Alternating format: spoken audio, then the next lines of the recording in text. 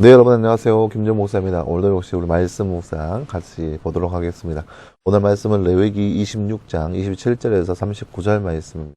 레위기 26장 27절에서 39절 말씀 먼저 보도록 하겠습니다. 만일 너희가 이렇게 되었어도 내게 순종하지 않고 나를 거슬러 행하면 내가 진노로 너희에게 대항하며 너희 죄들에 대해서 7배로 너희를 징계하겠다. 그러면 너희가 너희 아들들의 살을 먹고 너희 딸들의 살도 먹게 될 것이다. 내가 너희 산당들을 헐어버리고 너희 분향 제단들을 찍어버리겠다. 내가 너희 우상들의 부서진 것들 위에 너희 시체를 놓겠고 너희 마음이 너희를 싫어할 것이다. 내가 너희 성읍들을 황폐하게 하고 너희 성소들을 황량하게 만들 것이며 또 내가 향기로운 냄새도 맡지 않겠다.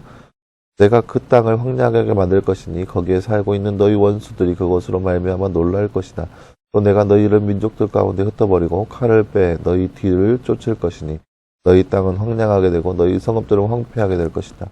그 땅이 황폐하고 너희가 너희 원수들의 땅에 있을 때 그 땅이 안식을 누릴 것이니 그때 그 땅이 쉬고 안식을 누릴 것이다. 너희가 그 땅에 거하면서 안식할 때 쉬지 못하던 그 안식이 그 땅이 황폐하게 되어 있는 동안에는 쉬게 될 것이다.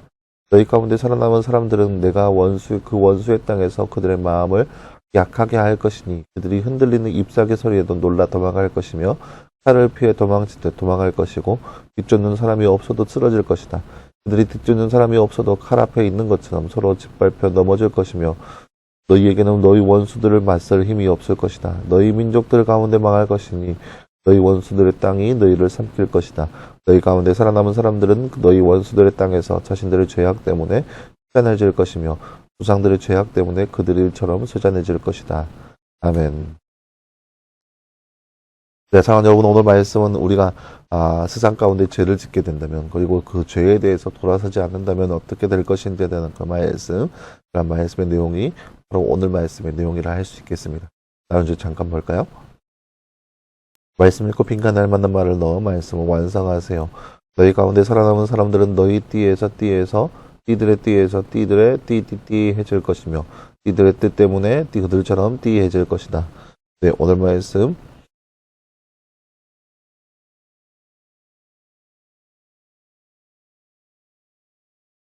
네, 39절 말씀이네요. 39절 말씀. 너희 가운데 살아남은 사람들은 너희 원수들의 땅에서 자신들의 죄악 때문에 쇠잔해질 것이며 조상들의 죄악 때문에 그들처럼 쇠잔해질 것이다. 오늘 말씀은 39절 말씀이에요. 하나님께 순종하지 않고 거슬러 행하면 하나님이 무엇으로 대항하시나요? 28절 말씀 보세요. 내가 진노로 너희에게 대항한다. 말씀입니다. 하나님께서 진노로 대항하신다라고 나와 있습니다.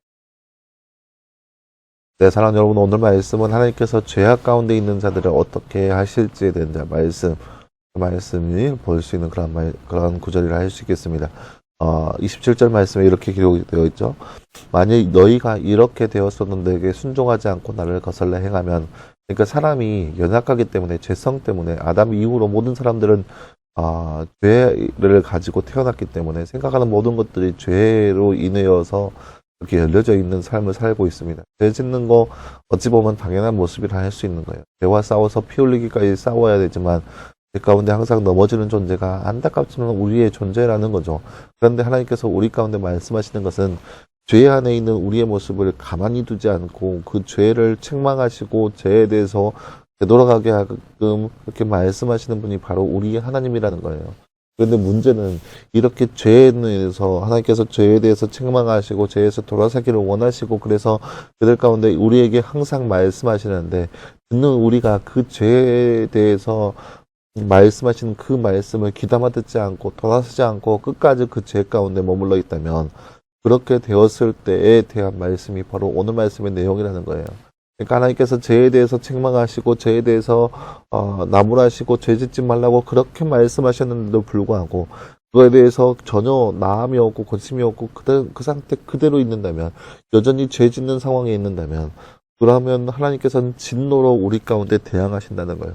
그러니까 그런 거예요. 자녀를 키우다 보면 자녀가 잘못을 저지를 수 있어요. 자녀가 실수를 할 수 있어요. 너무나 당연한 것이죠. 왜냐하면 자녀에게 있어서 모든 것들이 생소한 것이고 모든 것들이 새로운 것이에요. 그렇기 때문에 그거에 대해서 완벽하게 알 수 없는 거예요. 자기가 원하는 대로 행할 수도 있는 것이고, 하지만 그 안에서 부모는 훈계를 하죠. 너 이거 하지 말아라, 이거 하지 말아라, 이거 하지 말아라. 그런데 그럼에도 불구하고 자녀가 끊임없이 그 행동을 하고 있다면 부모는 화가 나게 됩니다. 너 그거 하지 말라고 했지 왜 그거 하느냐 하면서 또 한 번 질책하죠. 하지 마라, 하지 마라, 하지 마라. 그런데 또 그것을 한다면 또 뚜껑이 열리게 되는 거죠. 마찬가지예요. 하나님은 인격적으로 우리를 대하시는 분입니다. 우리가 그 말씀, 그 하나님의 인격적인 그 섭리 앞에서 하나님 말씀을 저버리고 하나님 그 말씀에 순종하지 않고 끝까지 죄 가운데 있게 된다면 하나님께서는 진노로 우리 가운데 대항하신다는 거예요. 우리를 향해서 진노하신다. 우리를 향해서 화를 내신다라는 거죠. 이것이 왜 하나님께서 우리 가운데 화를 내시냐 하면서 너무 하시는 거 아닌가? 하나님 앞에 사랑이 없는 거 아닌가? 그렇게 이야기할 수도 있을 거예요. 마치 그렇게 생각할 수도 있겠지만 전혀 그렇지 않는 거예요. 하나님은 우리를 인격적으로 대하시는 분입니다. 사람이 사람을 대하듯이 그렇게 인격적으로 우리를 가운데 대하시기 때문에 우리가 하나님 앞에 그렇게 죄로 인해서 하나님께 화를 낼 법하면 화내시게 만든다면 하나님은 반드시 화를 내셔서 진노로 우리 가운데 임하시겠다는 거예요. 그래서 그 뒤에 쭉 어떻게 진노하실지에 대한 말씀이 그 뒤에 쭉 나와 있습니다. 어떤 내용이냐? 너희가 너희 아들들의 살을 먹고 딸들의 살을 먹고 이렇게 굶주린다는 거죠. 먹을 것이 없어서 어쩔 수 없이 아들의 살을 먹고 딸의 살을 먹을 수 있는 그런 굶주린 상황 가운데 있을 것이고 산당들을 헐어버리고 분향재단들을 찍어버리고 그리고 너희들의 향기를 맡지 않을 것이다. 이런 것은 무슨 말이냐? 내가 전혀 너희들의 말을 너희들의 예배를 받지 않을 것이다. 아무리 너희가 나에게 와서 예배한다 할지라도 너희의 재물들, 너희의 그런 예배를 전혀 받지 않을 것이다. 무슨 말이냐? 너희와 나 사이에 완전한 단절이 이루어질 것이다. 나도 너희를 향해서 등을 돌릴 것이다 하는 거죠.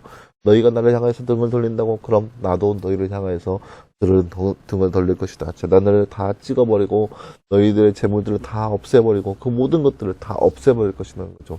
이것이 바로 하나님께서 죄 짓는 백성들을 향한 하나님의 경고의 말씀의 내용이라 할 수 있겠습니다. 사랑하는 여러분, 오늘 말씀을 통해서 우리가 기억해야 할 것은 하나님은 우리를 사랑하고 정말 많이 사랑하시는 분입니다. 그렇기 때문에 우리가 죄 지을 때마다 하나님은 탄식을 통하여서 우리 가운데 죄에서 벗어나게끔 끝까지 우리를 향해서 말씀하시는 분이 바로 우리의 하나님이십니다. 우리가 그 목소리를 듣고 귀가 들어서 우리가 그 죄된 거에서 벗어나서 하나님 앞에 나아간다면 하나님은 우리에게 향하여서 너희는 이러한 죄를 지었다라고 하면서 죄를 추궁하시는 것이 아니라 우리가 그러한 죄를 지었다 할지라도 하나님은 우리를 용서하시고 우리를 감싸주시고 우리를 용서해 주실 분이라는 거예요. 하지만 그럼에도 불구하고 어떠한 순간이라 할지라도 우리가 그 죄에서 벗어나지 못하고 끊임없이 죄 가운데 있게 된다면 하나님은 우리를 향하여서 진노하시고 우리의 모든 것들을 향하여서 우리에게 향하여서 등을 돌리시겠다는 거죠. 때문에 우리가 이 땅 가운데 살아가면서